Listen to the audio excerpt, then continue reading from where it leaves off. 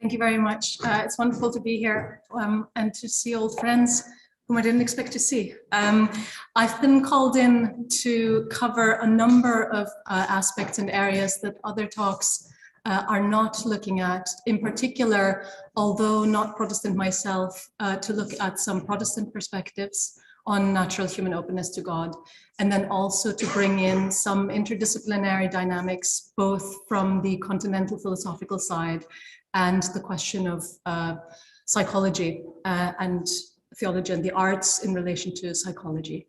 So that's what I'll be doing. I'll be covering quite a lot of ground and not pleasing anybody, I'm afraid, because it's all quite still relatively new and in progress. So I'm hoping that you will think alongside me and that you will raise other ways of thinking about the things that I'll raise, and just continuing to think along lines that are opened by the paper, rather than to see it as closing any debates.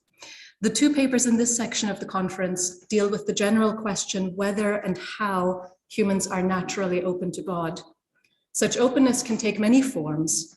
It may be the intrinsic directedness of the human intellect and will towards God, as Aquinas argued. It may be humans' de facto openness to God's gift of soul creation and procreation, or to his directive power more generally, whether or not they're aware of it, as Calvin emphasized so often. But in modernity, the most animatedly discussed forms of openness are experiential forms of openness to God, what we might call, in a broadening translation of Calvin's Sensus Divinitatis, a sense of the divine. John Calvin originally used the term sensus divinitatis as a hypothetical sense, parallel in some ways to the senses of sight and other senses, by which humans naturally apprehended God. Calvin did not argue that humans could apprehend God correctly through this sense, only that they were never guiltless for denying him. In other words, the function of the sensus divinitatis in Calvin primarily emphasized juridical questions. It was a component of his argument for human culpability. In the late 20th century, philosopher of religion Alvin Plantinga, inheriting the Dutch Reformed tradition, made a very different use of the term sensus divinitatis in the context of an apologetic argument for the reasonableness of Christian belief. He argued that in order to show that a belief, religious belief in particular, is rational or warranted, it is not necessary to prove the existence of God, only to show that belief is formed through the correct working of a reliable sense or reliable organ. He therefore set about to argue that a sensus divinitatis is a reliable sense whose deliverances may be followed, even though in many people that sense is vitiated by sin. This is an intriguing piece of argumentation which sets itself against masters of suspicion who attribute belief not to the correct working of a reliable sense, but to the misfunctioning of senses that are in fact directed towards inner-worldly objects or aims, such as community building or survival. So for Feuerbach, Nietzsche, Wagner, Freud, Marx, Heidegger, and many others, belief in God is often the mistaken projection of human concerns onto a giant screen. The need to set limit conditions for human concerns or to anchor them in transcendent realities. And for these thinkers, such projections are always ultimately unstable. They always ultimately undermine themselves. In one sense, then, the question of a sense of the divine, a sort of broadened sensus divinitatis, is a distinctly modern, perhaps even distinctly Protestant preoccupation, insofar as the existence of an innate sense of God becomes necessary only if it is no longer simply accepted, as we see it, for example, in Summa Theologiae 1:1-2, that the will and the intellect in their entirety presuppose or strive towards God. So if you look at this diagram here on the screen, we have on the one hand, under the broad rubric of a human openness to God, an experiential human openness to God even, the general openness of will and intellect to God. God is their natural aim and ground. And on the other hand, what I'm calling a sense of the divine. which, as I say, marks a shift of a general openness towards a specific locus or opening, that crack by which the light gets in a much loved quote nowadays. But in another sense, the question of an experiential sense of God that is more immediate than his recognition as the ground and end of intellect and will is as old as religion itself. And Eastern Orthodoxy, for example, has long posited the human possession of a nous, a sort of spiritual sight that is almost parallel to the five senses and is capable of being trained to see God directly. Many thinkers and traditions in modernity have attempted to describe what this sense of God, this ability, this human ability to apprehend God consists in, and whether it is more like a distinct organ, such as the Orthodox nous, or more like a foundational experience or mood, such as Schleiermacher's feeling of complete dependence. So once you're within this field of a sense of the divine, you can either see this as a sort of foundational mood in which you, with which you inhabit the world, and I've listed others, or you can see this as some kind of organ, again, parallel to the five senses in some way, which is capable of being trained or of apprehending the divine. So Henri de Lubac's, as well as C.S. Lewis's natural desire for the supernatural, Alvin Plantinga's version of the Sensus Divinitatis, are examples of something like an organ or a capacity oriented towards God. Adolf Reinach's feeling of shelteredness, Heidegger's feeling of affliction, or perhaps Bonhoeffer's Cantus Firmus are examples of a basic mood that grounds our experience of life as a whole. There are also models like Rahner's Vorgriff, which describe a sense of God that is always by necessity indirect, where God functions as the itself unseen horizon of any apprehension of objects within the world. But I'm putting that aside for the moment. Now, interestingly, all of these, except Plantinga's Sensus Divinitatis perhaps, have in common an interplay between presence and absence. For all of the ones listed up here, God's presence and the apprehension of God's presence is at the same time an apprehension of his absence to some extent. And we'll come back to that. Now, the questions of mood or attunement, as well as of horizons or conditions of possibility, are questions that interest me a lot, but which I would like to set aside for the duration of this paper to focus specifically on sense as an organ or capacity of apprehension. Recently, the claim of a direct apprehension of God has also become of renewed interest to psychologists and anthropologists and cognitive scientists of religion, whose findings, however, unsurprisingly, but nevertheless interestingly, are much more ambiguous, not only in their substance, but also in their possible import.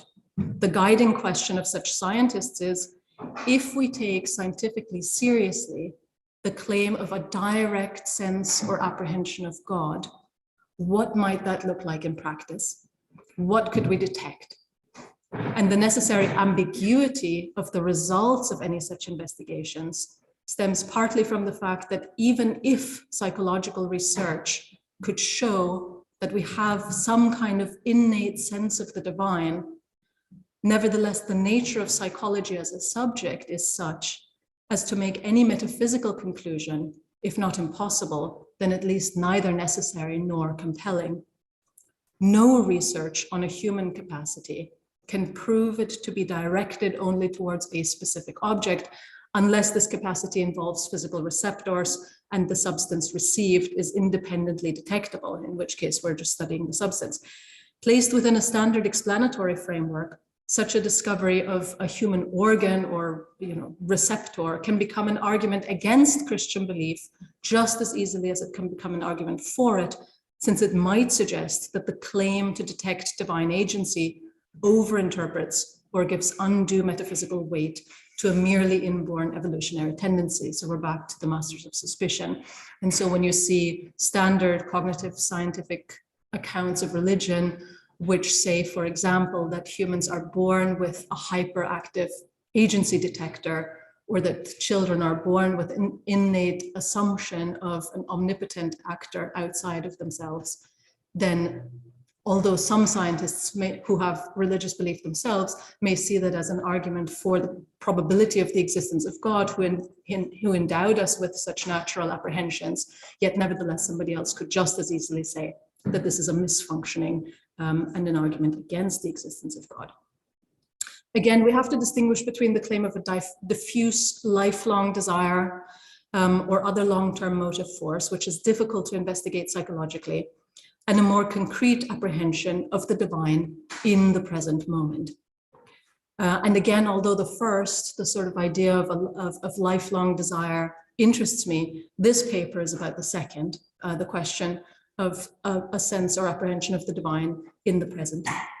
Perhaps the most interesting result of recent psychological and anthropological research in this area, for example, by Tanja Luhrmann, is that if there is such a sense of the divine, then it is learned rather than merely innate.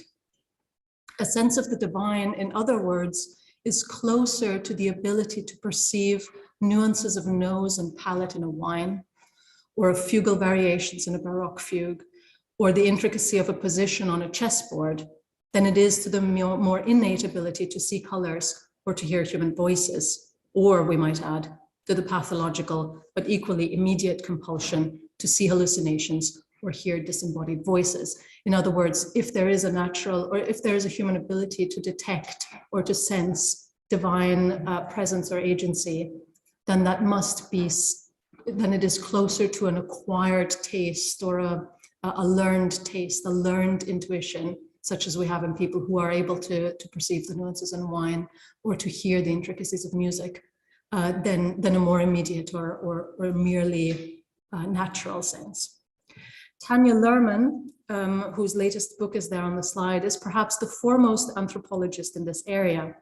Having been raised Unitarian and having deep sympathies for people of faith, she has developed her theory over the course of decades of immersive research in faith communities of various religions, seeking to identify strategies and habits that they have in common with each other.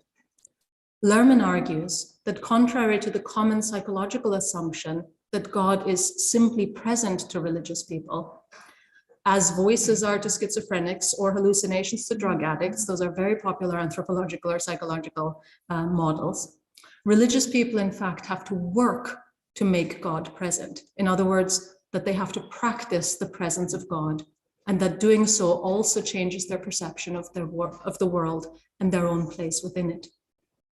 Luhrmann recognizes, of course, that the commitment to such work, to such imaginative work, sometimes has roots in a radical, unbidden and unexpected experience of divine presence, a mystical experience, a conversion experience, a near-death experience. But she nevertheless sees the day-to-day experience of divine presence as a learned one, practiced in the face not only of doubt, but of a basic recognition that when we speak of divine presence, we cannot mean the simple presence of objects or even people within the world. How we negotiate the different ontological frameworks, the different senses of the word real with which we operate when we think about God or of everyday objects is of great interest to Luhrmann, though she curiously does not try to understand why people invest the necessary effort to make God real for themselves. Luhrmann's theory is that our psychological ability to make God real for us, and stick with me for a moment, it sounds offensive, but it has interesting implications, that our psychological ability to make God real for ourselves is related to our ability mentally to inhabit Middle Earth or Wizarding England, or mentally to relate to an imaginary friend. The crucial differences, she recognizes, are shared mental and practical frameworks within which we develop mental and practical habits also to register the reality of that other whom we imagine. We learn to detect and pay attention to interoceptive stimuli, to interpret these experiences spiritually, and to place ourselves within a world shaped by the assumption of God's presence and agency. As an anthropologist, Luhrmann has not investigated the specific psychological processes involved in the suspension of disbelief in the world of a novel or the creation of an imaginary friend, or belief in God, though these presences are the subjects of other research projects, including one led by me. The point is, however, that according to her and other views, and this is what I really want to get at, there is no separate sense or organ for the perception or reception of God. And this may very well be entirely uncontroversial, almost tautological to a number of people in the room, and relatively counterintuitive to others. But our awareness of God on this view moves through the same faculties and capacities as our awareness generally.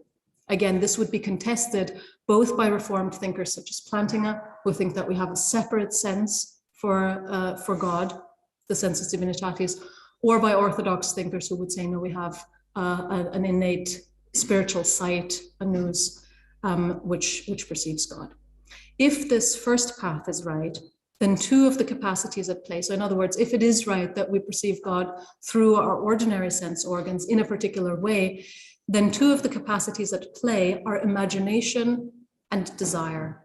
We imagine God's voice in the strict sense that the processes of imagination are what we employ, even if these processes have a different valence or a different significance in the context of hearing God.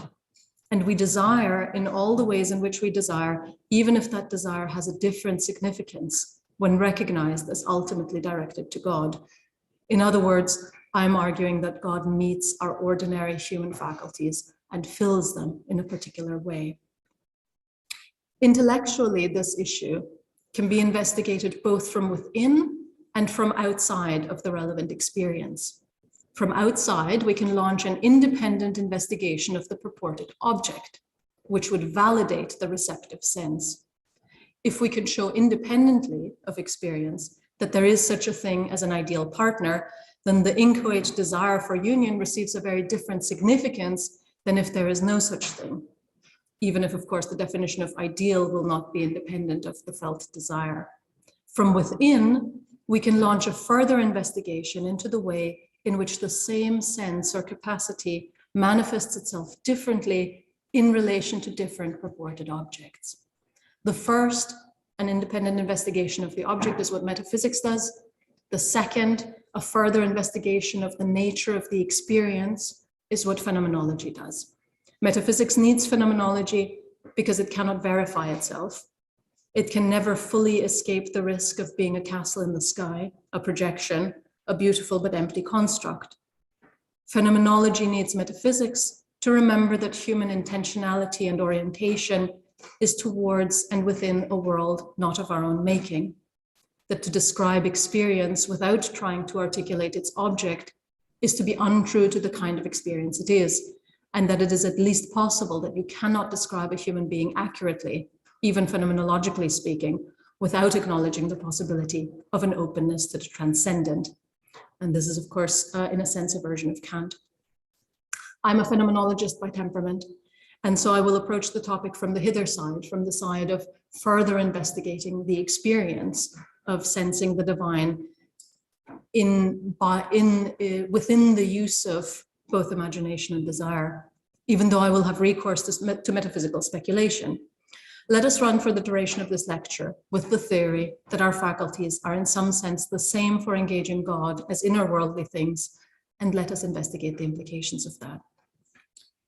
The most bold and suggestive theory that I know concerning these things, although it hasn't been taken up into the canon and wasn't formulated as such, is C.S. Lewis's theory of transposition. It's in a sermon on the occasion of Pentecost entitled Transposition. Lewis takes as his text Paul's discussion of glossolalia, of speaking in tongues, and asks how to approach the fact that glossolalia can or may sometimes be a simply hysterical phenomenon, a simply human phenomenon, but cannot, by Christians who take Paul seriously, be conceded always to be such. In other words, even though glossolalia or speaking in tongues may sometimes be a simply sort of hysterical outpouring, yet nevertheless we have biblical testimony that it is sometimes a spiritual phenomenon, and Christians, Lewis thinks, have to deal with this doubleness of it being perhaps sometimes the one, but certainly sometimes the other. Lewis analogizes this to the frequent association of mystical experiences with erotic feelings and language. which may be mere sublimation, but shouldn't be admitted always to be so. To find a surer ground for arbitration, Lewis then analogizes these further to less spiritual and more everyday experiences which exhibit similar patterns. Thus he writes, I find that during a moment of intense aesthetic rapture, one tries to turn around and catch by introspection what one is actually feeling, and if one does so, one can never lay one's hand on anything but a physical sensation. In my case, it is a kind of kick or flutter in the diaphragm. But the important point is this: I find that this kick or flutter is exactly the same sensation which in me accompanies great and sudden anguish. Introspection can discover no difference at all between my neural response to very bad news and my neural response to the overture of the magic flute. And I likewise love this internal flutter in one context and call it a pleasure, and hate it in another and call it a misery. It is not a mere sign of joy or anguish. It becomes what it signifies. When the joy thus flows over into the nerves that overflow is its consummation. When the anguish thus flows over, that physical symptom is the crowning horror. The very same thing which makes the sweetest drop of all in the sweet cup also makes the bitterest drop in the bitter. And he concludes as follows: I take our emotional life to be higher than the life of our sensations, of our physical sensations. Not, of course, morally higher, but richer, more varied, more subtle. And this is a higher level which nearly all of us know. And I believe that if anyone watches carefully the relations between his emotions and his sensations, he will discover the following facts. One, that the nerves do respond, in a sense, most adequately and exquisitely to the emotions, that their resources are far more limited, the possible variations of sense far fewer than those of emotion. And three, that the senses compensate for this by using the same sensation to express more than one emotion, even, as we have seen, to express opposite emotions. Lewis thus comes to argue that bodily sensations, and to some extent emotions also, are a limited range of instruments which are required to express a wider range of realities than they have individual capacity for. He uses the analogy of a piano arrangement of an orchestral score in which the piano must represent a whole range of different instruments. Lewis could also have used the analogy of language. We do not have an individual word for each thing, and this can mean two things. One, of course, a key function of words is to categorize, to capture something more general about two things, such as this and this, both being the same tree, both being trees. But what I have in mind now is not the use of a generic word for different individuals, but rather the pervasive metaphorical use of language. That was heavy can refer to a suitcase, or to a dense lecture, or to a funeral. In German, the equivalent das war schwer has an even wider range of experiences, taking in the full ranges of the senses of difficult, which in German is the same word as heavy. And in Hebrew, the range is even wider, for kavod, heavy, also means abundant and glorious. This metaphorical or figurative use of language is not the same as categorization, obviously. Suitcases and funerals are not in the same experiential category, apart from that word. The word doesn't pick out a wider logical category, which could also be identified by another word. It registers an experiential connection, which is mediated by a single word that neither indicates a logical category, nor yet simply reduces to singularity or sameness. As one might say that feeling bloated picks out a single experience. But of course, as soon as you hear the word bloated, you will think, actually, as physical a feeling as that can carry a different figurative meaning. A lecture or an ego can also be bloated. This brings us back to Lewis's argument that not only our vocabulary, but our physical states and experiences themselves become a repertoire or language mediating experiences that extend beyond the physical, yet cannot be picked out independently of it. This is relatively blatantly true of psychosomatic illnesses, in which our bodies express what our souls suffer, often in parts of the body associated with particular parts of the soul within a cultural heritage, burning with fevers, feeling butterflies in one's stomach, heartache, head pressure, a queasy stomach, etc. It is also the case with other feelings, burning with fevers, feeling butterflies in one's stomach, getting goosebumps. These physical states mediate psychological states, which are in some sense coextensive with them, but which also go beyond them and lend them significance. In a sort of vague hylomorphic language, we could say that these emotional experiences give form to the matter of the physical manifestation. Similarly, words originally attached to physical states can pick out experiences of the soul, which we could not describe apart from them, as I just said before, heavy or bloated or burning or things like that.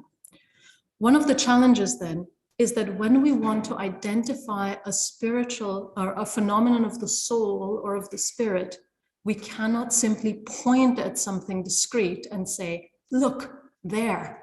As Lewis says elsewhere, that is like pointing a two-dimensional being to an image of a road receding in the distance and saying, can't you see it's three-dimensional? Here you can see that this is exactly the same shape as this. In the context of this picture, it is clearly three-dimensional to us because we know that there's a third dimension. To the two-dimensional being, there is nothing here but the same shape that is a two-dimensional triangle or cone in another context. Likewise, we cannot simply point the scientist to the pang in the heart and say, this is grief. In his instruments, it shows up the same way as cardiac pain. No, we can only show that we have a three-dimensional road rather than a two-dimensional traffic sign, or an ailment of the soul rather than just a malfunction of the body, by pointing out things that are odd, that remain unexplained within the two-dimensional or purely material context. Why does the flutter in the stomach arise in this situation? Why is this fever experienced as pleasurable? Why is this desire not satisfied by anything at all, despite the fact that the person experiencing it is not somebody known to be always dissatisfied? This further analogy of two-dimensional images or paintings is one that I find particularly suggestive, as those of you who have listened to talks by me in the last year will know. And I want to use it in order to explore further the implications of what I've suggested, namely what it would mean if the senses through which we experience God are the same senses with which we experience the world. A key element of this dynamic is what we might call the imagination. Tanya Lerman argues, to my mind persuasively, that when humans experience the presence of God, they are exercising their imagination. They are experiencing exteroceptive or more often interoceptive signals through their imagination. Faith, she says, is about the mind. It is about the ontological attitude that people take towards what must be imagined, not because gods and spirits are necessarily imaginary, but because they cannot be known with the senses. And people of faith must allow those invisible others to feel alive to them. In other words, we do not usually hear God's voice with our ears. We hear them with our imagination, with our imagination. So I want to spend some more time on exploring this sense of imagination and what it might mean for our context. One of the best ways to do this is by thinking about art. What I'm implicitly suggesting in the following paragraphs, and will make explicit afterwards, is that in experiencing the presence of God, people of faith often experience things in the world the way that one would experience a painting, disclosive of a metaphysical depth. The faculty operative in doing so, as I've just suggested, is the imagination. Let me walk you through this. Artistic images elicit imaginative investment by deliberately withholding realistic information or by juxtaposing disparate materials. Let me focus on two aspects of this dynamic: spatiality and materiality. With regard to spatiality, and stick with me here, seeing images at all depends on imaginatively apprehending the perceived parts as organized within a spatial whole. In other words, we see a two-dimensional image in accordance with a three-dimensional framework, which is not itself present in the image because we're still looking at two dimensions, but which makes sense of it. This is especially marked, though by no means unique, in optical illusions, such as Wittgenstein's duck rabbit right here, or Necker's cube. Here, the two-dimensional elements in each case are compatible with two different spatial frameworks. This can be either a duck or it can be a rabbit. This can be either going this way or that way. In the absence of pictorial context, there are no criteria for arbitrating between these aspects, because the organizing space, the space within which these lines make sense, is available only by means of the organized lines themselves. It is perceptually secondary to the image's elements, in the sense that it is not apprehended directly. There is no space to which you can point other than the lines here. And yet, nevertheless, you cannot understand the lines except by being organized already within the space that they project. And you'll immediately recognize here the analogy to material reality as a whole that I was making before.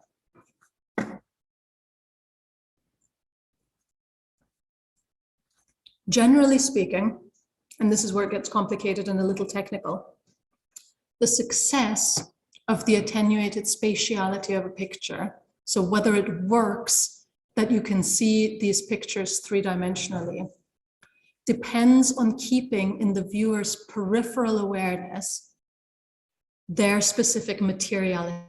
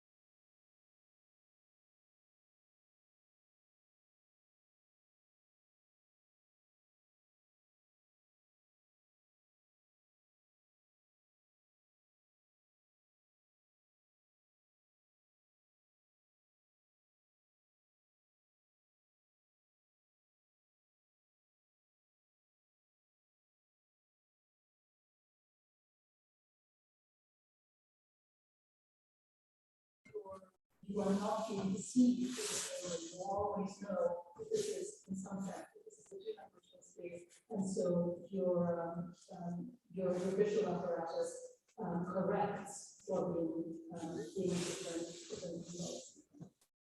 And so Polanyi concludes from this that there is something peculiar in the way that the shell formation, in other words, the coming together of the elements of painting as a whole, takes place when forming a painting.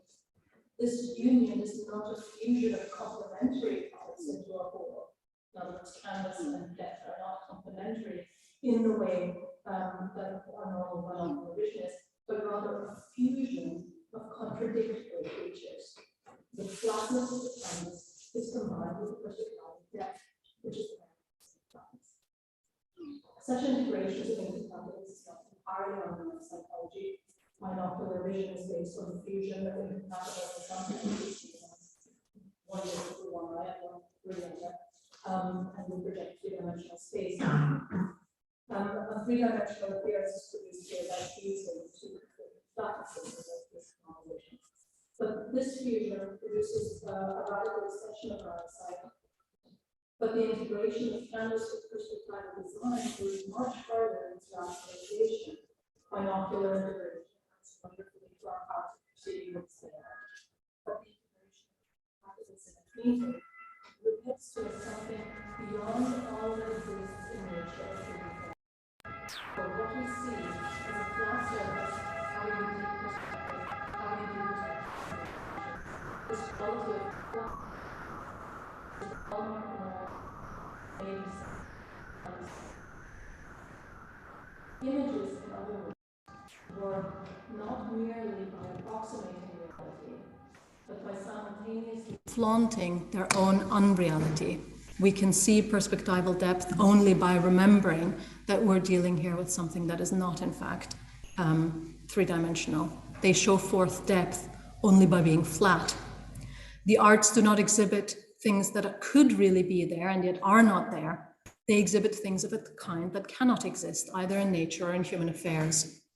A consequence of this flaunted unreality is that what depth images possess is invested in them by the imagination of artists and viewers, mobilized into encounter by and with the image. To quote Polanyi one final time, the factual information content of art is slight, its main purpose being to evoke our participation in its utterance. Portraits may serve as an example here. Emotions, practices, habits, and character imprint themselves on human faces, and it is one of the tasks of portraiture to capture these immaterial imprints or marks of depth. But of course, they do so not by replicating the process by which faces come to acquire their features. Portraits acquire their own depth, not from their own interiority, which they do not have, but from a participatory interaction between subject, artist, artistic material, and viewer. Artist and beholder invest their own experiences, their own empathy and imagination in the canvas. And it is that depth elicited by the artist's encounter with the sitter and the viewers with the work of the artist, which creates the true illusion of depth in the artwork.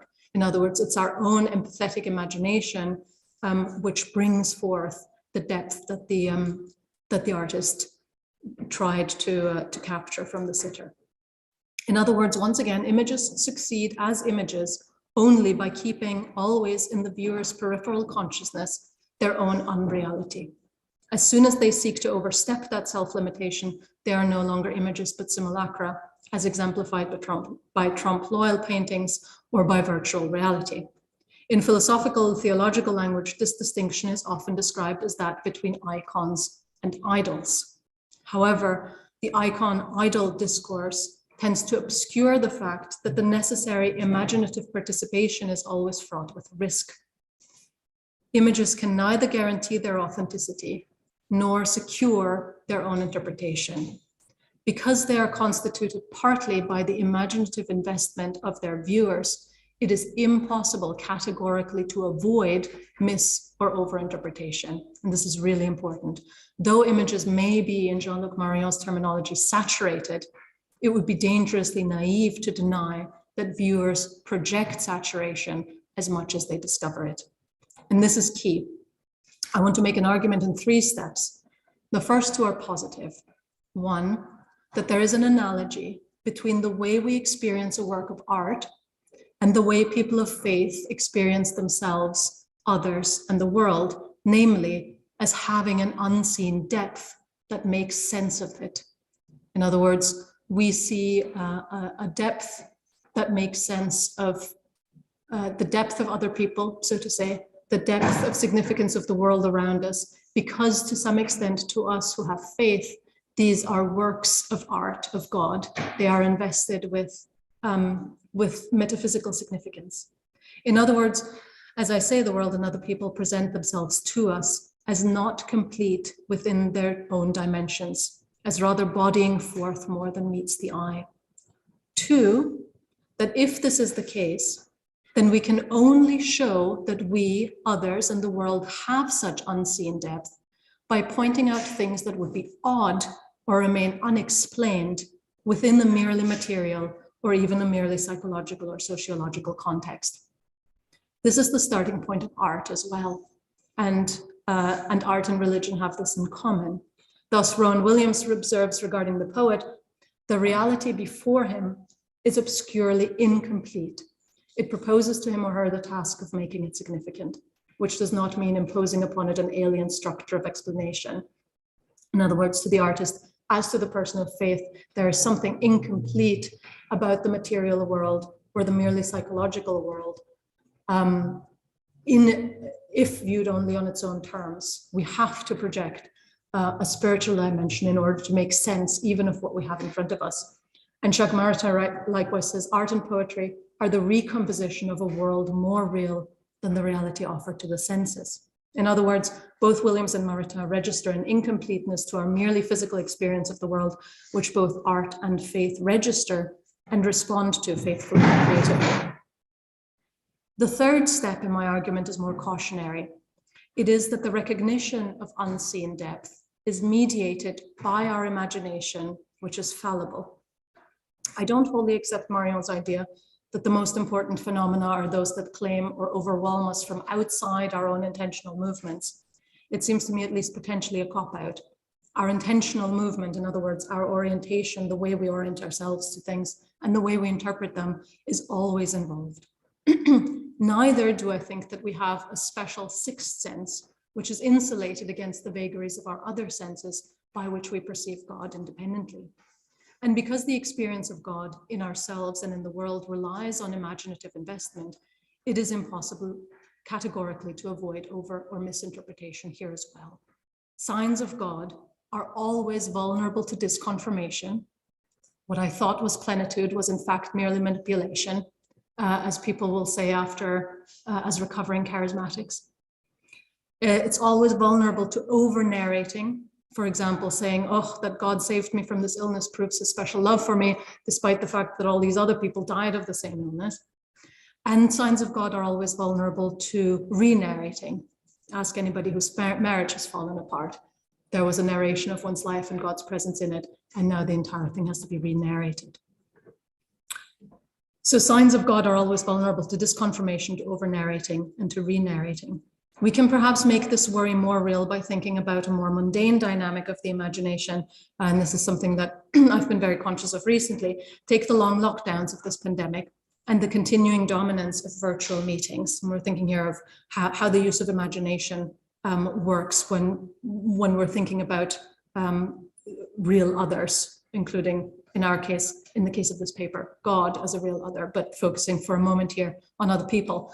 On the one hand, the possibility of virtual meetings is remarkable. It expands our possibilities, as we can see in this conference. On the other hand, it shifts our inhabitation of the world by giving a wholly new role to the imagination. Because other people in a virtual space are not present to us in the same space as we are, we have to flesh out their presence with our own memory and our own imagination. In purely situational terms, the gulf between my mode of reality and that of others has become wider over these last 2 years. By meeting on screens, we make it so, in some sense, that Descartes' view of others, or the situation in a theater in which we sit in the dark and there are actors on stage, is becoming real. Others appear on our screen. They can be moved around on it, eclipsed by other windows, inspected at will, muted, switched off, without our own ever having to move. We don't have to shift our own position relative to others. There is no implication for my inhabitation of space to the change of another's. Of course, we continue to marshal our memory and our imagination of what people are actually like, to interpret and flesh out the presences on screen. But the tangible reality that's before us nevertheless affects us. And over time, our imagination takes over from the real resistance and co-inhabitation of other people in a shared space. And so I think it's become the case over the course of this pandemic that we hear and interpret things ever more within our own little echo chambers. We need resistance. We cannot break through the state simply by more imagination, though if we are not allowed to see each other, of course, that's all we have. But I think to some extent, our relationship to God is like this, at least apart from the physical environment of church and the sacraments. In other words, God is not physically present to us, except in environments like the church. And so to some extent, all we have in our relationship to God are encounters mediated by our imagination. And yet we cannot simply, the solution is not simply more imagination, because what we need is precisely a resistance to it. So that's in some respect our condition within the world, and we have to deal with it. But what I have said, namely that unseen depth can be perceived by pointing out things that would be odd without it, also points to a negative or an apophatic dimension of the dynamic that I have just described, which is worth reflecting on further. What I advocate therefore, is a self-abnegating imagination, an imagination that knows itself to be at once necessary and constitutively inadequate, just as our reason and will are necessary, but constitutively inadequate. What I want to argue for in this context is a greater and more intentional attention to the things that are odd, the gaps in our experience that do and will not make sense. Here it is essential to remember that imagination is related to desire. As the will turns the intellect towards truth, so desire turns the imagination towards fullness. Desire has been defined as the pain of the presence of the absent, and what makes that absent present in its particular mode of absence is imagination. We therefore should think of the imagination not merely as making God present, but as making God present as absent. We remember what Polanyi claimed about images, that they do not simply extend our vision the way that complementary impressions on our left and right eye simply project distance, rather that they offer vision in a kind of impossibility, a depth in flatness. God's presence in our lives is not simply an extension of our lives' natural dimensions. It indwells them as depth indwells a flat canvas. It summons our own imagination to perceive that depth, but unlike with two-dimensional paintings, we do not have independent access to the depth that we are called to perceive. We are, to some extent, two-dimensional creatures, only apprehending a third dimension through the things that don't make sense within our own dimensionality. In other words, we can project depth when we see images because we have independent access to a third dimension. When we talk about the presence of God or a spiritual or eternal dimension that we are called to perceive in our lives, we don't have independent access to that dimension except through the oddnesses in our lives that don't make sense without it. This is especially the case with perceiving eternity through finitude. We perceive God through the oddnesses of our finitude, and we need to pay attention to these oddnesses without brushing them aside, either towards a too easy assumption of participation or an entire denial of it. God is present in particular ways in our encounters with finitude. Indeed, I think we cannot encounter finitude properly without him. Take Heidegger. Heidegger claims that to be fully human is to live in the face of death, and that an existential experience of death can only be gained by anticipating our own death, never by witnessing another's. But as Edith Stein has countered, it is not one's own death, but the death of others, especially loved others, which brings us most radically face to face with finitude. This is because to love, as Heidegger himself realized in analyzing his love for Hannah Arendt, is to say, volo ut sis, I want you to be. Only in one's love for another can death appear as the horrendous negation that it is. But this implies that human existence includes a desire that life should be infinite, which cannot simply be dismissed as a mere denial of finitude. Rather, it is the acknowledgement of that desire, together with the admission of its impossibility in the face of death or other loss, which brings us face to face with God. Edith Stein herself, or someone in her circle whom she quotes, captures this viscerally after the death of a loved one. And I quote, "Perhaps to me, the desire that arises from this love is the only condition in which I can stand before God. It leads me to that place beyond the possible, where communion would be, but now cannot be. In that place, one experiences the emptiness, the utter poverty, in which alone one is aware of the preciousness and desirability of the world without being beholden to it, or conversely, in which one is aware of the insufficiency of the world without rejecting it. In short, one experiences the condition of standing as a creature before God, who is at once creator, judge, and savior. I have nothing but my love and the admission that it cannot be lived. To stand in this impossibility, to stand without ground to stand on, is to stand before God." I'll conclude with a painting by Cézanne called Old Woman with a Rosary, painted shortly after his conversion to the Catholic faith while he was living in isolation due to illness. Her eyes are dark and her neck bends under the yoke of death. It's a deeply dark and depressing painting in many ways. It's in the National Gallery in London. Her belly is black emptiness. But in the midst of all this, her determined hands clutch the rosary beads, almost to breaking, as she recites the Lord's Passion. In his sorrowful mysteries, the woman finds her own nearing death told to her as a bearing of God. And so this picture is also a picture of another Annunciation. Here too is a handmaid of the Lord. Her forehead is touched with light, her neck bends in greeting, her dark eyes acknowledge an unseen presence. In the hollow of her belly, the sorrowful mysteries are rounded out with the glorious. Here is an invisible depth, seen through a sacred imagination, that makes new sense both for her of her experience and for us of this painting. Neither act of imagination, hers or ours, contains guarantees of its own truthfulness, but God in his grace may meet and fill it, and our acts of imagination, as of reason, desire, and love, always depend on his free agency, which we cannot grasp. Thank you.